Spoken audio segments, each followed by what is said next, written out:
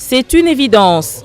L'activité sportive est utile à la santé, l'un de ses principaux bienfaits demeurant l'amélioration du fonctionnement du système cardiovasculaire, mais aussi optimiser la circulation sanguine, favoriser la concentration et la confiance en soi.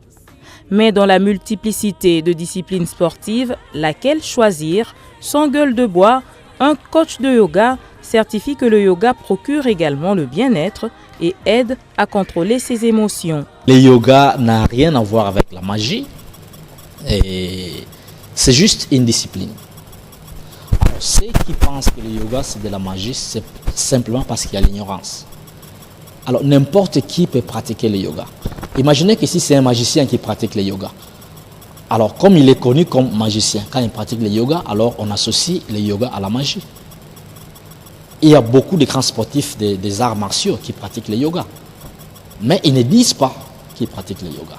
Donc c'est pour vous dire que chacun peut pratiquer le yoga et l'appliquer, donc devenir performant dans son domaine de vie. Un avocat peut pratiquer le yoga pour ne pas être agité quand il se trouve devant le tribunal. Il y a même des gens qui doivent faire des interviews ou qui doivent faire des sports ou par exemple qui doivent donner des spectacles. Et peut-être ils ont un peu peur. Alors, au lieu de prendre de l'alcool, prendre des trucs là à la fin qui détruisent. Idéal Lucodi, fils du pays, a été formé en Italie. Il donne notamment des cours au Pullman Hotel à Gombe. Il affirme que bien de sportifs dans leurs disciplines respectives pratiquent le yoga pour plus de performance. Il est aussi spécialiste de l'acrobatie aérienne depuis des années. Attention les yeux.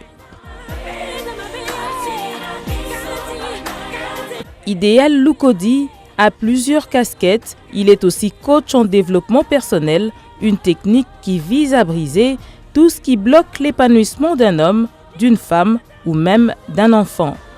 Il est également auteur d'un livre intitulé « Deviens l'acrobate de ta vie », un ouvrage qui incite le lecteur à se servir des difficultés comme opportunités pour grandir et non baisser les bras et se laisser abattre après un échec.